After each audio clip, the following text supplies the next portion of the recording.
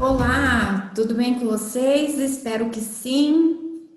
Para quem não me conhece, eu sou Ana Paula Silva Oliveira, sou advogada previdenciarista e atuei muitos anos como servidora do INSS. E hoje eu estou aqui com vocês para falar um pouco sobre processo administrativo previdenciário, mais especificamente sobre a justificação administrativa, que é um meio de prova muito eficaz para reconhecimento de direito ainda na esfera administrativa, evitando assim a propositura de demandas judiciais que podem levar mais tempo para serem concluídas. Então, uma ferramenta eficaz utilizada no processo administrativo previdenciário para reconhecimento de direitos de interesse dos beneficiários do regime geral de previdência social. Nesse período que eu atuei como servidora, eu realizei bastante justificação administrativa. Na agência onde eu trabalhava, eu era a servidora que era nomeada para fazer esse procedimento, gostava bastante de realizá-lo. E eu estou aqui com vocês hoje para dividir um pouco do que eu aprendi como servidora e também como advogada, realizando esse procedimento junto à agência do INSS. Eu vou aqui dividir com vocês a tela para ficar mais didático, né, e ficar melhor o acompanhamento da matéria. Então, vamos lá.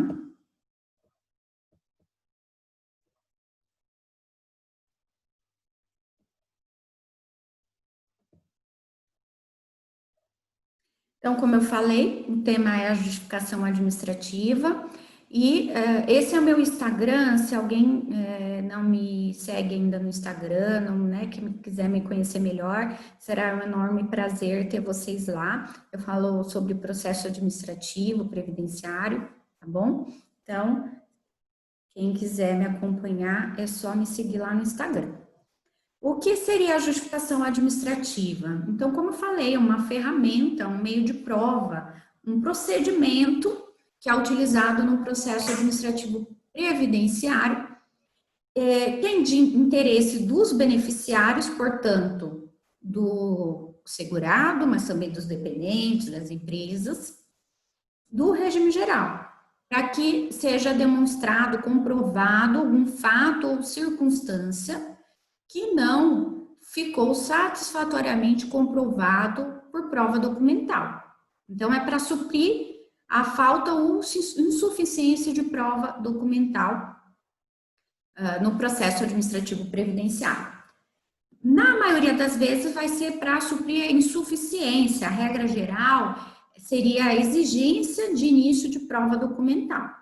Mas a gente vai ver um pouquinho mais adiante que existe uma exceção aí e que a JA pode ser utilizada também quando não tem prova alguma material.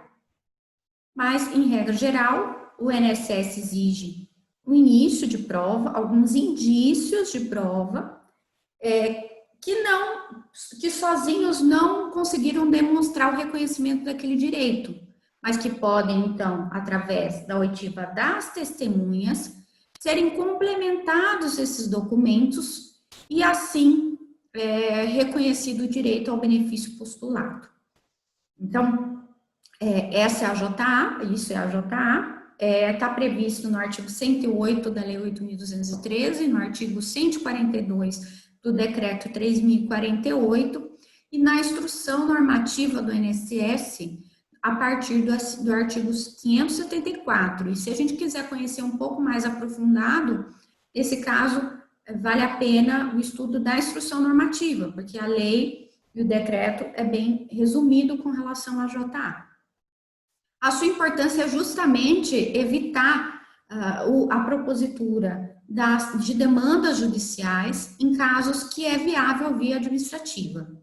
Eu não estou aqui para falar que todo o processo é viável a justificação administrativa e que todos a gente tem que esgotar a via administrativa.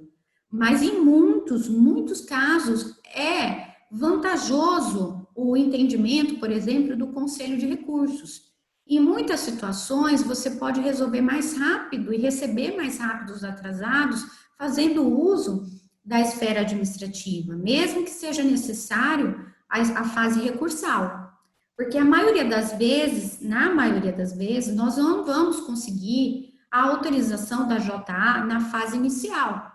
Infelizmente, a orientação, a instrução que é passada para o servidor, a gente sabe que é não autorizar a JA por falta de estrutura e uma demanda muito grande por falta de servidores. Infelizmente, a gente vê essa dificuldade no dia a dia. Então, eu não estou aqui para falar inventar. Na verdade, a gente está trabalhando com a realidade que nós temos hoje. E a realidade que nós temos, a gente sabe que está tão difícil na esfera administrativa como na esfera judicial. Então, nós temos que analisar cada caso especificamente e traçar a melhor estratégia. Só que muitos advogados acabam optando pela via judicial em todos os processos ou naqueles que não conseguem na fase inicial. E aí precisa da prova testemunhal e prefere partir diretamente para a via judicial. Em alguns casos não é adequado. Vamos citar como exemplo aqui os casos de pessoas que querem demonstrar dependência econômica, muitas vezes o rural, ou naquelas situações que o beneficiário acabou por uma má orientação, indicação de pessoas que muitas vezes não são advogados e são pessoas que atuam de forma não muito correta, acabam orientando os segurados a dar entrada em pensão por morte e, em LOAS, falando que não recebe mais, que não está mais com o cônjuge. E, na verdade, fala que está separado de fato. E aí, quando o cônjuge falece, a pessoa vai requerer pensão por morte. Nessas situações, os juízes têm sido muito rigorosos e quando ingressa judicialmente pedindo reconhecimento do direito e falando que moravam com aquela pessoa, com o segurado que faleceu, eles instauram o procedimento, mandam ofícios para a polícia, para a Polícia Federal e demais órgãos para apurar o crime de falsidade ideológica. E nessa situação seria mais viável a esfera administrativa, porque na esfera administrativa a gente pode demonstrar o direito e, uma vez reconhecido o direito, simplesmente fazer a apuração do valor indevido recebido por aquele segurado, por aquele dependente, e depois ser feito o desconto na pensão por morte a ser concedida, que muitas vezes é mais vantajosa, mesmo tendo desconto dos 30%. Então, o que eu estou querendo dizer é que nessas situações em que o processo administrativo é mais viável, e que nós não conseguimos demonstrar o direito satisfatoriamente apenas com a prova documental, nós podemos utilizar da JA para complementar a prova documental e reconhecer o direito, ok? Então, tá aí a sua importância. Então, como eu disse, ela está prevista nos artigos 108 da Lei 8.213, no Decreto 3.048, no artigo 142, e a partir do artigo 574. E que basicamente seria o conceito legal, né? Além do que eu já falei, o que é importante dizer é que a JA não pode ser utilizada para comprovar fato que dependa de registro civil, registro público, como casamento, óbito, filiação. Então, esses fatos que dependem de registro público não podem ser comprovados por meio de JA.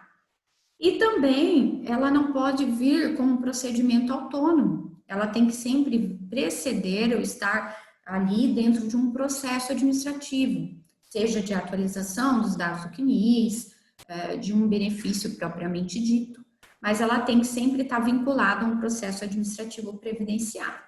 Mesmo que eu esteja pedindo só uma atualização dos dados do CNIS, isso gera um processo administrativo, uma vez que esse reconhecimento é negado ou que eu estou ali na esfera administrativa pedindo uma inclusão, um acerto do CNIS, ele já gera um processo administrativo e ali eu posso pedir a JA, mas sempre tem que estar vinculada a um pedido principal né, que vai gerar um processo administrativo. Bem, como eu disse, sempre a justificação administrativa, ela vai exigir o início de prova material. Então, a regra geral é que tem que existir início de prova material. O que seria esse início de prova material? Tem que ser indícios documentais, provas documentais que por si só não conseguiram comprovar aquele direito, mas que mostram indícios de que ele pode, de fato, ter ocorrido. Então, aquele fato, aquela circunstância que a gente queira provar, ele está ali, mas não gera uma convicção para quem está julgando. Então, por exemplo, no caso de uma dependência econômica, eu posso ter uma prova de mesmo domicílio e mais algum outro documento, ou às vezes eu tenho até só a prova do mesmo domicílio. E aí eu preciso provar a dependência econômica. Às vezes eu até tenho a prova de mesmo domicílio atual, próximo ao óbito, e tem uma ficha de registro em que o segurado declarou que era dependente economicamente, quer dizer, que o dependente dependia economicamente do segurado, daquele empregado. Então, na ficha de registro está lá a mãe como dependente, mas é uma ficha antiga, muito antiga, então não dá para comprovar apenas com aqueles dois elementos que a dependência econômica existia até a data do óbito. Eu provo o mesmo domicílio na data do óbito, mas tem uma prova de dependência econômica antiga. Mas são indícios, certo? São indícios de que pode ter realmente a dependência econômica. Então, eu utilizo essas provas para autorizar, para pedir autorização do processamento da JA, para que elas sejam complementadas com a prova testemunhal. Então, o que é o indício, o início de prova material, são indícios, são documentos que sozinhos não demonstram o direito, mas que eles levam a demonstrar, a parecer que aquele direito realmente pode ter acontecido. A prova material, ela sempre tem que ser contemporânea aos fatos que a gente pretende demonstrar, ou seja, tem que ser da época. E como assim da época? A gente vai avaliar a emissão, a data do registro, da emissão daquele documento. Então, por exemplo, no caso da certidão de inteiro teor, o pessoal tem muita dúvida. Como que um documento que é extemporâneo vai provar aquele direito? Na verdade, a certidão de inteiro teor nada mais é que uma transcrição de um documento feito na época, que tem fé pública. Ele é baseado num documento emitido na época. Então, uma certidão de inteiro teor de um casamento em que a pessoa declarou lavrador, ela declarou lavrador no ano que ela se casou. Portanto, lá em 80, em 90. Então, ela vai servir de prova porque demonstra que naquele ano a pessoa declarou a profissão lavrador. Então, sempre tem que ser contemporâneo aos fatos que a gente pretende provar. Se é para provar algum vínculo de emprego, uma atividade rural, se é um período extenso, nós vamos ter que provar através de documentos que demonstrem o início, o fim, e se for um período extenso, inclusive provas intermediárias.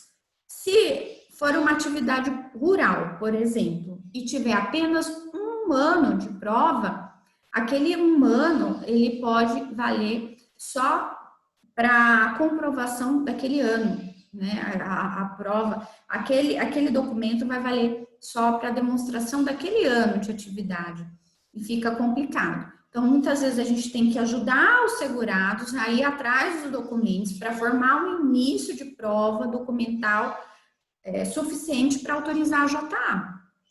Se ela for muito frágil, o período for um período extenso e você conseguir provas frágeis e que não demonstram todo o período, provavelmente essa justificação não será autorizada ou ela será autorizada só para aquele período que tem as provas.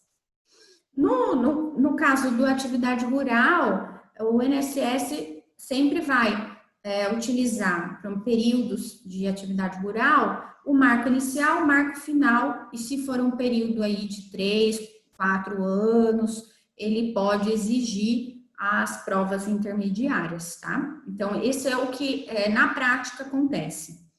A gente pode usar também o exame grafotécnico, que é aquele exame que comprova a letra da pessoa. Então, por exemplo, se a pessoa trabalhava como numa empresa agrícola, numa atividade rural e era escriturário, uma vez eu fiz uma JA assim, a pessoa apresentou os livros, porque ele que fazia a escrituração do que era produzido na fazenda. Então, ele tinha a única prova documental, quer dizer, não era a única, mas uma das provas apresentadas e que demonstrava bastante tempo de atividade rural, eram os livros em que ele fazia escrituração. Mas como que ele ia provar que a letra era dele? Através do exame grafotécnico. Então, no artigo 581 da Instrução Normativa, vai falar do exame grafotécnico para demonstração para comprovação da letra, né, em documentos, como início de prova material, e o artigo 575 da IN vai falar do início de prova material. Qual que é a exceção que não vai exigir início de prova material? Até vai exigir alguns documentos, que eu vou explicar aqui, mas não documentos contemporâneos relativos ao vínculo propriamente dito, ao vínculo de emprego. Serão os casos de caso fortuito, força maior. Então, se a empresa pegou fogo, teve inundação, desmoronamento, são casos de caso fortuito ou força maior. Não é que a pessoa não vai apresentar nada, ela vai apresentar documentos que comprovem a existência do caso fortuito, força maior, através de boletim de ocorrência ou algum documento público que reconheça essa existência desse fato. E como a empresa não vai conseguir demonstrar através de ficha e documentos relativos à prestação de serviço, você vai apresentar você vai precisar provar a existência da empresa naquele período que você queira comprovar, que a atividade da empresa é compatível com a função que você alega ter exercido e que naquele período, naquele período, então, a empresa existia, que a função é compatível com a atividade da empresa e que teve o caso fortuito ou força maior que levou a empresa não ter mais esses documentos. Então, lá, por exemplo, no boletim de ocorrência tem que constar que o arquivo da empresa pegou fogo. Então, você vai apresentar, por exemplo, algum documento da Receita Federal ou da Junta Comercial ou do município que demonstra a existência da empresa naqueles anos que você quer provar. Você vai, com esses mesmos documentos, provar a atividade da empresa. Você precisa indicar, então, as testemunhas e, além disso, comprovar o caso fortuito ou força maior através de um documento que comprove a existência, então, do desmoronamento, do fogo que aconteceu, tá bom? Então, seria isso. Aí, para as hipóteses de cabimento da JA, uma coisa que eu observo é que a JA, ela é sempre utilizada ou ela é muito mais utilizada para algumas hipóteses de cabimento e pouco explorada para outras situações. Então, quando eu era servidora, era bem comum ter justificação administrativa para comprovação de atividade rural e união estável. Alguns casos de dependência econômica, mas a maioria era para comprovação de atividade rural, grande maioria. E o restante que tinha era para união estável e dependência econômica. Pouco era explorado, por exemplo, para inclusão de vínculos, atualização de dados do CNIS, reconhecimento de atividade especial e outras hipóteses de cabimento. Então, a gente deve utilizar a JA não apenas para a comprovação da atividade rural. Em outras situações, como eu falei lá no início, vai ser importante a JA. Citando mais um exemplo, menor aprendiz. Quando o menor aprendiz, os casos de menor aprendiz, sabe, guardinha, patrulheiro, aqui na minha região é assim que denominam. Está sendo bem difícil você comprovar isso, porque estão exigindo outros requisitos e tem sido muito rigoroso o entendimento na esfera judicial. Na esfera administrativa, eu já utilizei várias vezes da justificação administrativa para provar a questão da remuneração, que a gente não tinha prova da contraprestação, e utilizei do início de prova documental, algum documento da empresa onde houve a prestação de serviços ou do próprio lugar onde havia intermediação, né, que é o órgão do, por exemplo, aqui na minha cidade tem o Instituto do Menor Aprendiz, então, às vezes tem uma ficha, algum documento contemporâneo, mas eu não tenho como demonstrar o outro requisito que é necessário, que é a contraprestação, recebimento de alguma bolsa, de algum auxílio. Tem que ter a comprovação desse pagamento. E, às vezes, não tem isso no documento, então nós utilizamos da justificação administrativa, é uma ferramenta. Então, a gente pode utilizar a justificação administrativa para prova de tempo de serviço, tempo de contribuição, ok? Inclusive, na instrução normativa, no artigo 682, ele prevê como uma ferramenta que o INSS deve oportunizar. Portanto, um servidor tem o dever de oportunizar aos seus segurados a justificação administrativa para complementação, quando o que foi apresentado de prova material for considerado insuficiente. E aí, nessas situações em que o servidor, muitas vezes, não negou a JA, não apreciou, é aquilo que eu disse, a gente tem que insistir na fase recursal administrativa, através de sustentação oral, de um bom recurso, insistir na produção da JA, que nesse caso, o processo retorna à agência do INSS por meio de diligência, e o INSS é obrigado a fazer a JA, porque ele não pode se excusar a cumprir as diligências do Conselho de Recurso. Então, na maioria dos casos, o que a gente consegue é dessa forma. E como os conselheiros estão lá para justamente fiscalizar a aplicação do direito, das normas, inclusive dos normativos, para que seja assegurado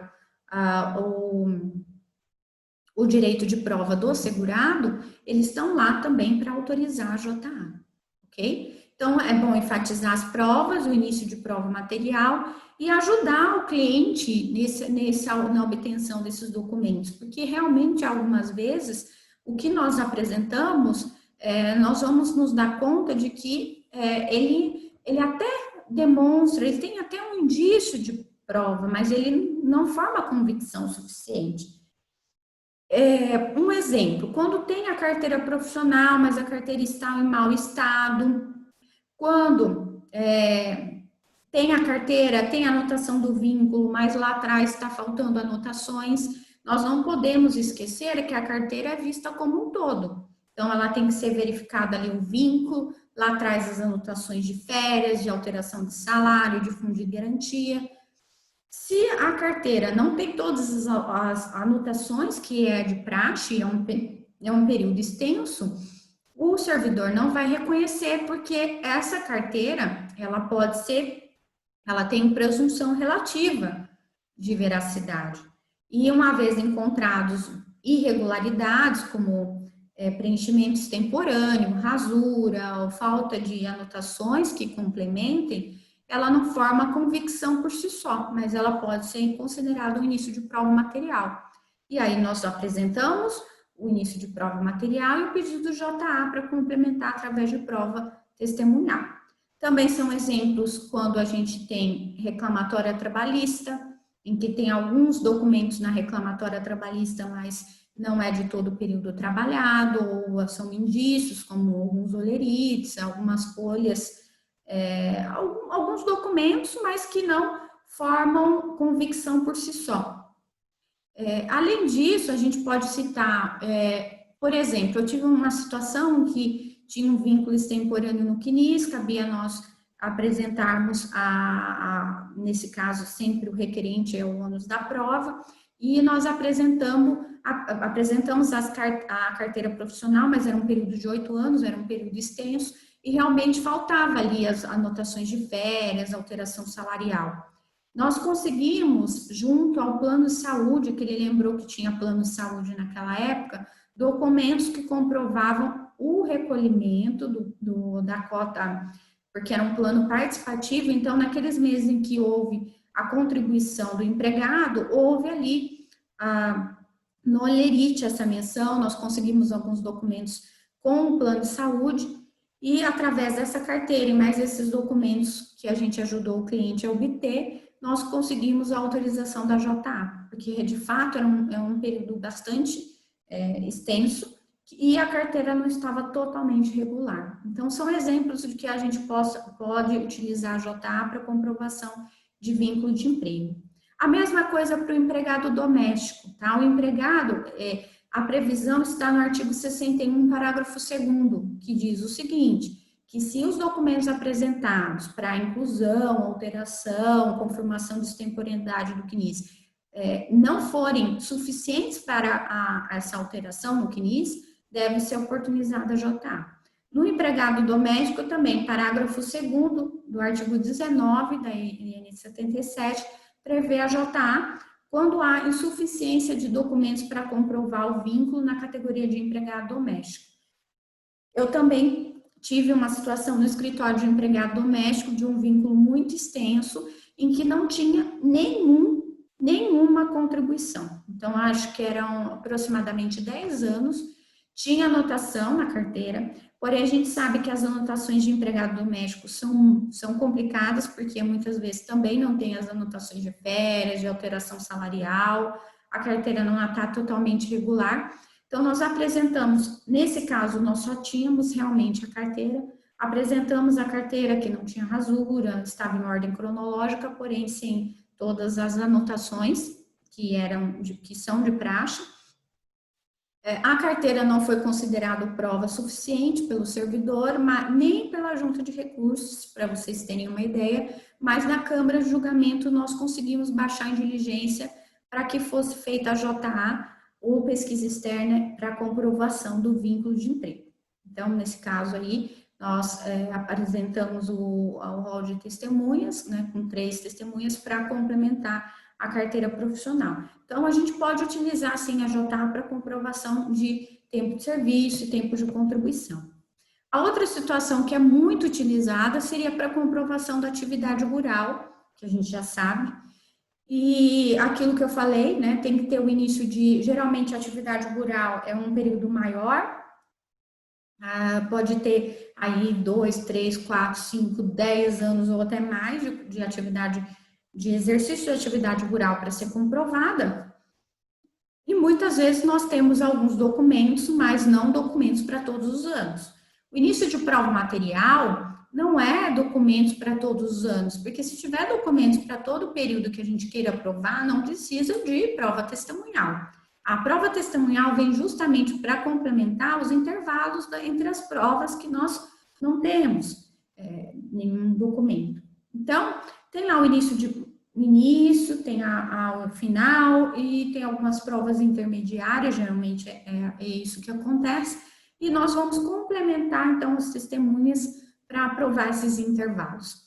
As provas, fica muito prático a gente pegar do artigo 47 e 54 da Instrução Normativa. Eu utilizo o meu rol, esses documentos da própria Instrução Normativa, que são, é lógico que não é um rol taxativo, é exemplificativo, mas eu gosto de passar isso para os clientes para ficar mais fácil de explicar para ele o que é considerado prova. O que pode ser considerado prova para o INSS? E são basicamente documentos que são relativos à terra ou à produção, ou documentos que constam a profissão ou local onde ele trabalhava. Então, documentos pessoais, principalmente que estão em órgãos públicos, ou documentos relacionados à terra, como a escritura, o INCA, o pagamento de algum imposto, bloco de nota fiscal, comprovante de compra de implementos agrícolas. E os documentos pessoais, gente, independente da categoria, porque esses documentos relacionados à terra, mais para o caso de que a propriedade da terra era da família. Agora, se não era, a gente vai buscar mais os documentos pessoais. Então, a certidão de inteiro teor do nascimento dos filhos, certidão de casamento, quando as certidões já não tem mais ou não consta uma profissão, dependendo do modelo da declaração, não consta a profissão. Mas se você ir no cartório e verificar que foi declarada a profissão lavrador, pode ser pedida a certidão de inteiro teor.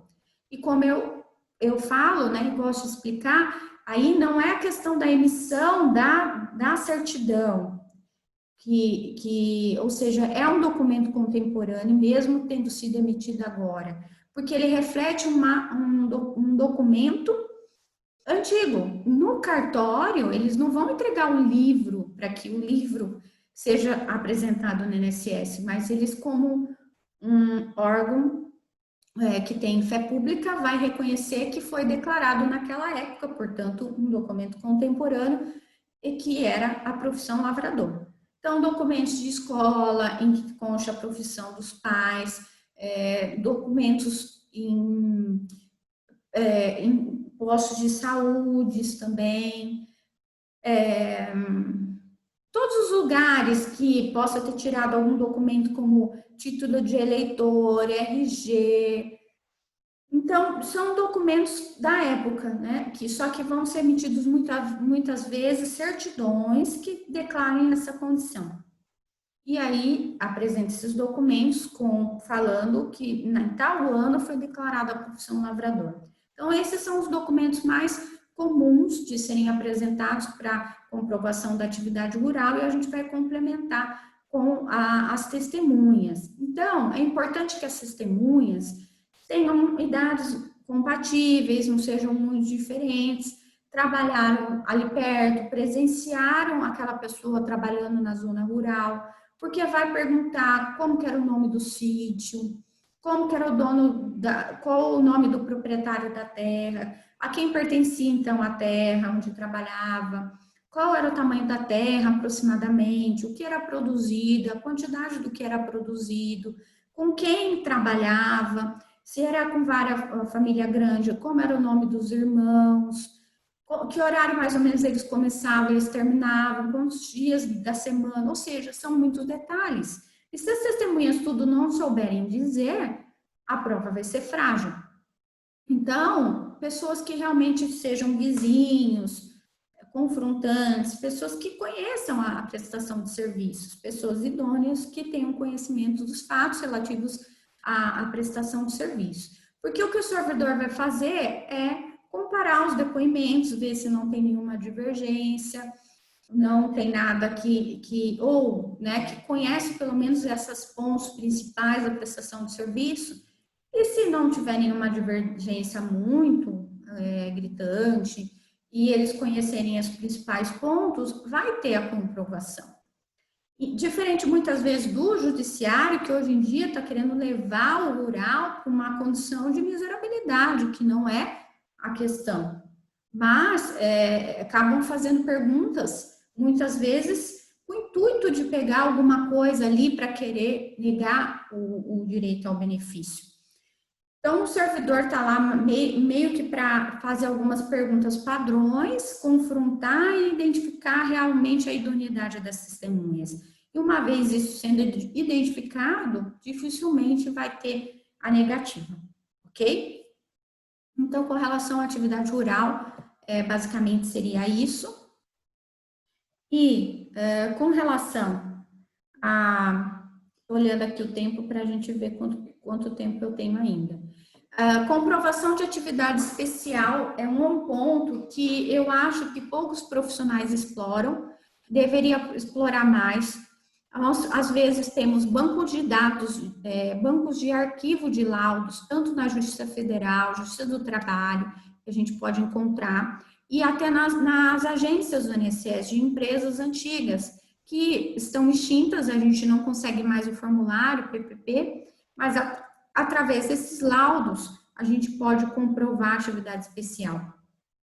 Então, quando que a gente vai utilizar a JA para atividade especial? Quando a empresa estiver extinta e não puder mais ser emitido o formulário. Então, nós vamos suprir o formulário pela JA. Então, algumas características, alguns pontos que não estão nos documentos, a gente vai utilizar a testemunha. Por exemplo, Se eu quero uma comprovação de uma atividade motorista por categoria profissional e não tem um tipo de veículo que ele dirigia, é um período, às vezes, de 5, 10 anos que vai agregar bastante tempo de contribuição se eu provar aquela atividade especial. Mas eu tenho ali motorista, mas eu preciso demonstrar que é motorista do quê? De ônibus, de caminhão, porque só tem enquadramento nessa situação de motorista de veículos pesados. Então, eu posso utilizar a justificação administrativa para provar o tipo de veículo. Eu tenho a carteira profissional, início de prova material, tenho empresa, eu provo que a empresa está extinta através de documentos, pode ser da Receita Federal, da Junta Comercial, que ela está baixada, que ela faliu, que ela não tem mais atividade. E aí eu provo, então, a extinção da empresa, que é obrigatória, e aprovo que ela estava, que a empresa existia naquele período que eu quero provar atividade especial, que a função tem relação com a atividade da empresa, e se for agentes agressivos, eu preciso demonstrar, apresentar o laudo, que aí eu posso utilizar, como eu falei, de algum banco de dados, de um outro processo, ou de uma ação coletiva trabalhista, de uma ação individual trabalhista. Então, eu posso juntar o laudo e provar os outros detalhes que eu queira demonstrar através da JA. Tá? Então, ela pode ser tanto para a categoria profissional, como eu citei no caso de motorista, como também para casos de agentes nocivos, sim. Se eu achar, por exemplo, um laudo arquivado de alguma empresa que esteja arquivado lá na agência do INSS, porque o INSS tinha bancos de dados, na época que tinha o DSS, o DIRBEM, não existia, a empresa não dava para todos os funcionários o laudo completo. Então, muitas vezes ela colocava arquivado na agência do INSS, da cidade, geralmente, que ela atuava, porque os empregados vão buscar mais ali o requerimento do benefício. Então, deixava arquivado na agência do INSS e só fornecia o DSS, o DIRBEM. Então, se no INSS tem esse laudo e você quer provar o quê? Habitualidade, permanência, o setor, se é um ruído, você tem que provar que função que ele tinha, o setor que ele trabalhava, porque muitas vezes o ruído está especificado no laudo por setor. E aí você faz o pedido da JA, ok? Então, não esqueçam também da justificação administrativa para comprovação da atividade especial. Está prevista no artigo 582 da IN 77/2015. Nesse caso, tem que provar a extinção da empresa, tem que provar também a função e que tem vinculação com a atividade e que essa empresa estava ativa no período que eu quero provar a atividade especial. E aí, por agentes nocivos, vai ser encaminhado para a perícia depois, para ter essa avaliação da parte da perícia médica, depois volta para o servidor. Se for por categoria profissional, não vai para a perícia médica. Quem vai fazer a homologação final vai ser o próprio servidor do INSS.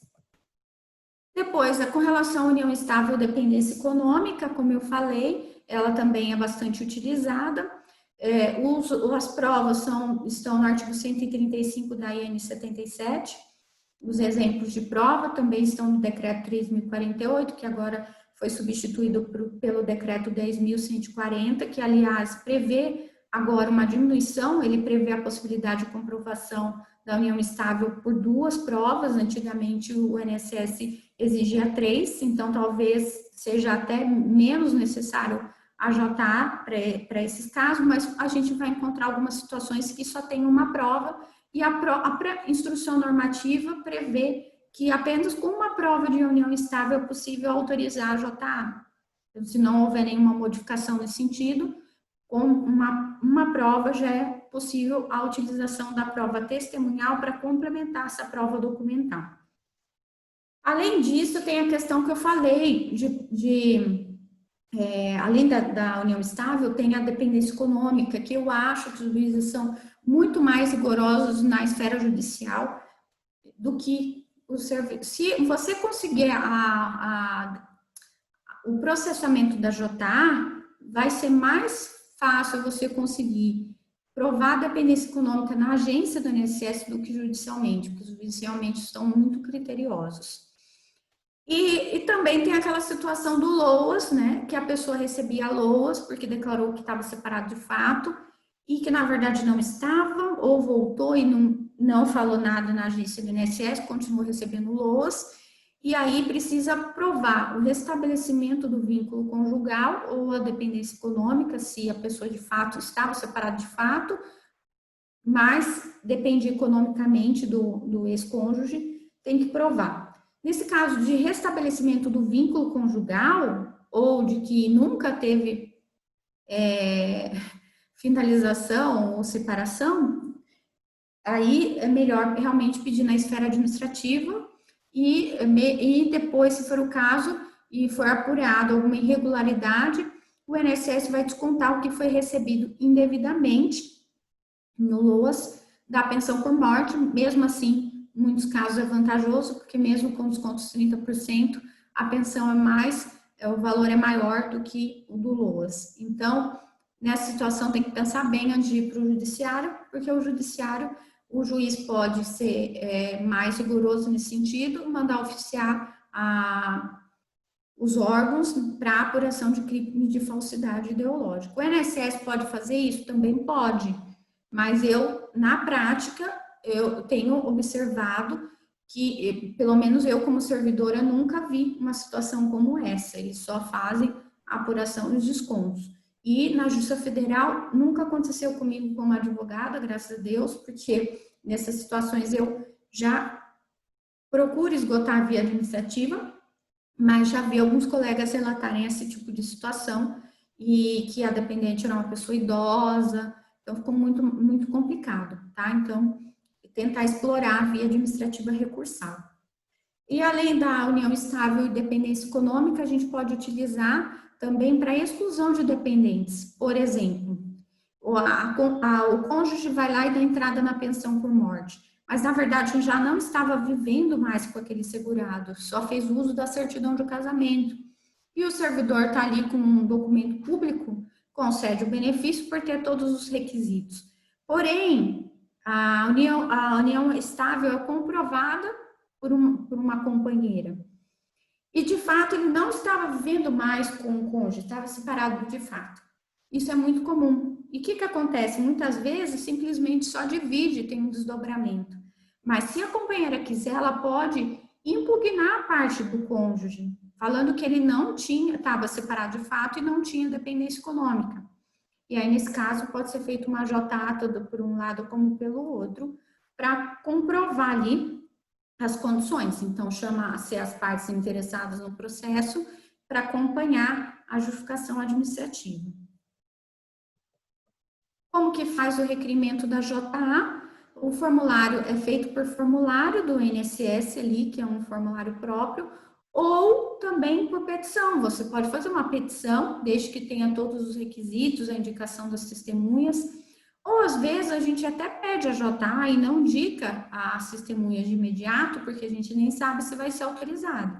Então, no requerimento inicial do pedido do benefício, você pode apresentar uma petição indicando as provas, pedindo uma justificação administrativa e falando que vai arrolar oportunamente as testemunhas caso ela seja autorizada.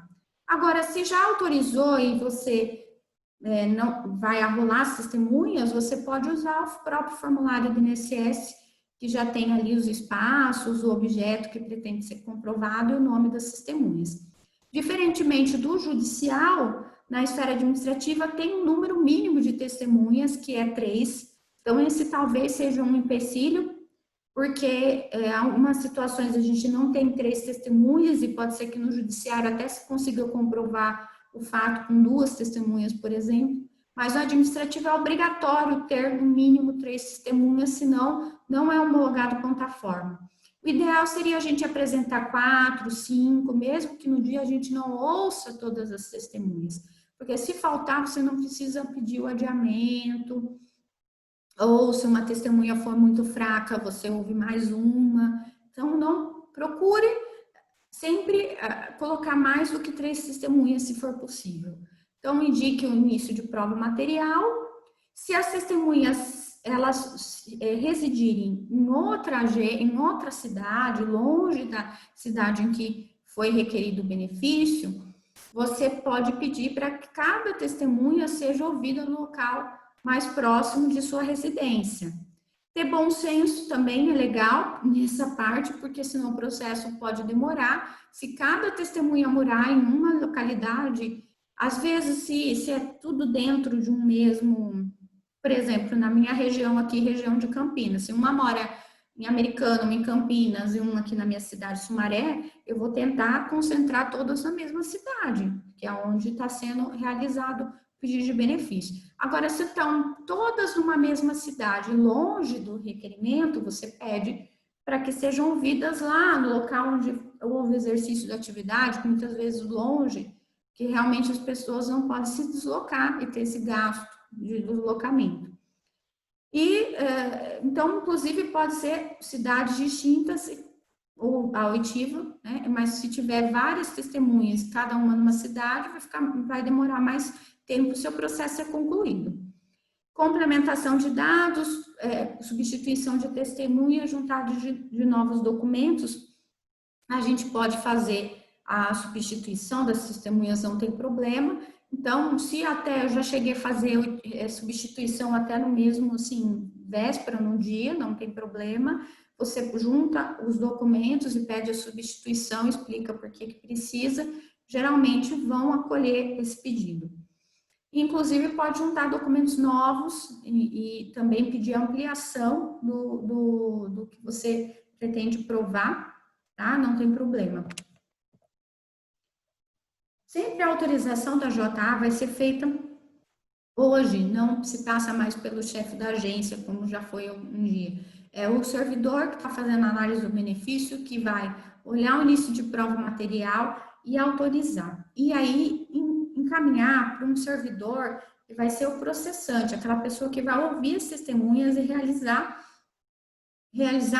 o processamento da JA, coitiva das testemunhas, convocação e homologação contra a forma. Uma vez, então, autorizada a justificação administrativa, ela vai ser encaminhada para o processante, que vai indicar o dia e o horário, e vai mandar uma carta para o segurado que tem que levar as testemunhas no dia e horário marcado, como se fosse uma exigência. O INSS não intima as testemunhas e não obriga as testemunhas a comparecerem no dia e horário marcado. Então, essa é também uma outra diferença. O segurado que tem que comunicar as suas testemunhas. Então, o ideal, se ele já tem você como advogado que vai instruí-lo, o advogado fazer as cartas e entregar para o segurado, para o seu cliente, para as testemunhas do seu cliente, explicando, né, o dia, o horário, como que vai ser, e, se possível, entregar e pedir para eles cientificarem, confirmar se eles realmente estão dispostos a ir no dia e horário marcado, se não tem nenhum compromisso, para evitar que a justificação administrativa seja remarcada ou fique prejudicada. Seria isso, com relação à autorização. No dia, como que funciona? Então, o ideal seria você conversar com as testemunhas antes. Ah, mas doutora, você está instruindo testemunhas? Não, você vai conversar, entender a história do seu cliente, entender o que as testemunhas têm para dizer, o que elas sabem, o que elas não sabem, qual testemunha é melhor. Você não vai instruir, até porque a testemunha, ela não adianta você querer que ela decore datas, porque o servidor vai perceber, porque ninguém decora datas. Aos pontos chaves, a gente sempre acaba sabendo datas aproximadas ou vinculando com algum fato marcante. Ah, eu lembro que eu me casei e fiquei lá na zona rural por mais 2 anos, mais 3 anos. A gente sempre vincula algum fato marcante. Então, você vai entender a história, conversar, entender quais testemunhas entendem mais. Você pode até, vamos supor, se tem 4, 5 testemunhas, entender qual entende mais e classificar ali. Se você entender que 3 foi o suficiente, talvez não seja necessário ouvir uma quarta, quinta testemunha que pode dizer alguma coisa que não seja legal. Então, é importante você conhecer, sim, as suas testemunhas, saber quais realmente conhece. Se for frágil, tentar substituir essa testemunha por outro.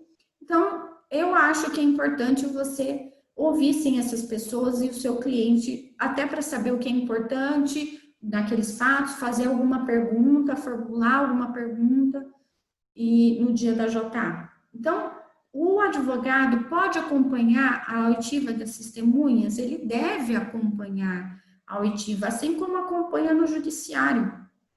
Ele pode estar ali para fazer algum questionamento, alguma pergunta importante, para tranquilizar o cliente, para tranquilizar as testemunhas. Então, é ideal que você sim acompanhe como advogado as suas testemunhas. E aí você pode, como eu falei, indicar até a ordem das testemunhas, depois de ter conversado com elas, colocar as testemunhas que você entende que conhecem um pouco mais os fatos no início, deixar uma ou duas que você arrolou a mais só para se precisar. Então, tudo isso é importante o advogado estar ali com o seu cliente. E o justificante, ele pode ouvir e deve acompanhar. Eu sempre oriento a que o cliente vá, para que ele ouça o depoimento das testemunhas que ele arrolou. Muitas vezes ele sabe que as testemunhas que ele arrolou não são boas, são fracas. Só que só ele vendo ali no dia, ele vai entender tudo o que aconteceu. Se por acaso a testemunha não for legal, ele mesmo vai identificar que aquele depoimento não foi suficiente. E aí fica melhor para você como advogado, porque ele vai ver que você fez tudo que foi necessário, que infelizmente não deu certo porque a testemunha era frágil. Então já aconteceu comigo, por exemplo, como advogada. Eram as testemunhas que a gente foi, infelizmente ela não soube dizer coisas importantes. Depois a gente trocou essa testemunha, por exemplo, e fez na esfera judicial, como eu disse, ainda se não deu certo na esfera administrativa, você pode até ter visto aquilo, né, e evitado que aquela testemunha fosse para o judiciário, e aí conseguiu até substituir num processo judicial aquela testemunha por outra que conhecia mais os fatos e deu certo. Então, tudo isso é importante. O advogado pode acompanhar sim. O ideal é levar o justificante, porque o INSS pode querer ouvir o justificante, aí não é remarcado, você já ouve ali. E o justificante, ou seja, o teu cliente também vai ali acompanhar, verificar o que aconteceu, se for o caso também te falar como advogado alguma coisa que seja importante você perguntar. Então, aconselho que vá sim o segurado, que vá as testemunhas e vá o advogado. No dia horário marcado, então, ele vai pegar uma senha, as testemunhas são ouvidas separadamente, não pode, quem já ouviu, conversar com quem vai ser ouvido, e isso é bom você também ficar de olho, não deixar que isso aconteça, porque senão pode dar nulidade da justificação administrativa. E acompanhe, então, para os seus clientes, então, e também as testemunhas estarem mais tranquilas, porque elas sempre ficam mais confortáveis com o advogado ali. Nunca tive problema e eu acho que também nunca ouvi falar de alguma situação que gerou problema. O servidor, eu digo com relação a negar a presença do advogado. O servidor, ele sabe que é permitida a presença do advogado e do segurado. Muitas vezes ele não vai oferecer para você, mas cabe a você falar, olha, eu quero acompanhar a oitiva das testemunhas e o meu cliente também. E aí você vai acompanhar e no final da oitiva, como assim como é na esfera judicial, você vai formular as perguntas para o servidor processante e o servidor vai direcionar para a testemunha. Ele pode indeferir as perguntas, o que é bem menos comum do que na esfera judicial, mas ele pode, se ele entender que é impertinente, irrelevante, abusiva, e justificar e tudo acrescentar ali no termo de depoimento. Na verdade, o servidor vai fazer primeiro um termo de assentada, constando todo mundo que está presente, se foi desistido de alguma testemunha, se substituiu ou não, se o advogado estava presente, o justificante estava presente. Então, ele faz um termo de assentada e autorização de uso da imagem que todos vão assinar. Depois ele começa com a inscrição das testemunhas, cada testemunha tem um termo de depoimento que vai rubricar todas as folhas e assinar no final. Antes de começar a oitiva, vai alertar do artigo 299 do Código Penal, da falsidade ideológica. Então, é bom você sempre também conversar com o teu cliente e avisá-lo disso, né, para ele não ficar assustado. O servidor vai falar qual é o objetivo da justificação administrativa, o que se pretende provar, e vai começar com as perguntas relativas ao fato que pretende comprovar. Tá bom? Então é isso, no dia não tem muito segredo. Aí eu ouvi todas as testemunhas, sempre no final dos depoimentos dá a palavra para o advogado ou o segurado, formular as perguntas e ele pode indeferir se ele entender que não é pertinente, e aí você só pede para constar ali na ata se você entender que era fundamental aquela pergunta.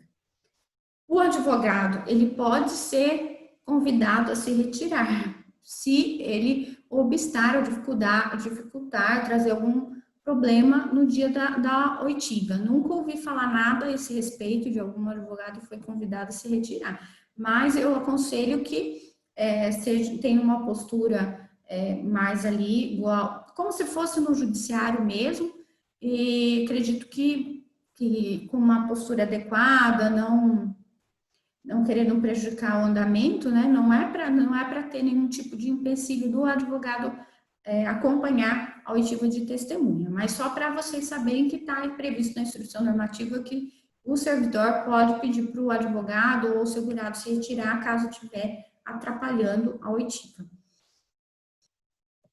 Depois o servidor vai fazer o servidor que fez o relatório, que fez o processamento, ele vai fazer um relatório sucinto dos fatos, falando o dia que ele foi designado, que ele marcou para o dia, o horário, a oitiva das testemunhas, que fez o termo da sentada, que ouviu as testemunhas, o que ele identificou com relação à idoneidade das testemunhas. Por isso que é sempre bacana você perguntar ali, presenciar, às vezes perguntar se tem algum fato marcante, trazer algum fato que foi importante que você tenha ouvido no seu escritório, às vezes até algum fato triste. Tive uma situação uma vez que foi narrado a morte, que uma morte ali na atividade rural, o irmão presenciou o outro irmão, infelizmente, falecer de acidente de trabalho na zona rural. E aí todas as testemunhas falaram aquilo com grande tristeza, grande pesar, e aquilo ali traz toda uma emoção, uma demonstração de que as testemunhas são idôneas. Então, se o servidor não perguntar, você pode perguntar se teve algum fato, alguma marcante, alguma coisa que queira relatar, e você puxar alguma coisa que vai trazer essa idoneidade das testemunhas. Porque o servidor vai colocar se ele sentiu que as testemunhas eram idôneas, de boa fé, responderam as perguntas prontamente, ou se ficaram respondendo, pensando para responder, ou se foi decorado, tá? Então, esse é o primeiro ponto. Depois ele vai falar se as testemunhas conheciam todos os fatos e se ela foi suficiente, a oitiva das testemunhas não tiveram divergências e se foram suficientes para comprovar aquele fato que se pretendia com a JA. E aí ele vai falar se foi eficaz ou não foi eficaz e para qual período foi eficaz. O servidor processante, ele não tem autorização para entrar no mérito da questão das provas, e eu já vi isso acontecer. Mas aí, é importante você entender o que é a homologação quanto ao mérito, quanto à forma. O servidor que vai ouvir as testemunhas, ou seja, o servidor processante, ele homologa quanto à forma. Ele vai falar que a forma foi observada, que foram ouvidas no mínimo 3 testemunhas, que foram ouvidas separadamente, que toda a forma prevista na lei, na instrução normativa foi observada e dá o seu parecer final quanto à homologação, que pode ser negativa, positiva ou parcial. Depois vai novamente para o servidor que autorizou, que está analisando o processo, que geralmente é a pessoa que determinou a JA que vai homologar quanto ao mérito, ou uma autoridade superior. E, nesse caso, ela vai confrontar as provas com a oitiva das testemunhas, o relatório do servidor processante e vai concluir se, de fato, ela é eficaz ou não para a comprovação do que se pretendia comprovar, que é a análise final, homologação quanto ao mérito.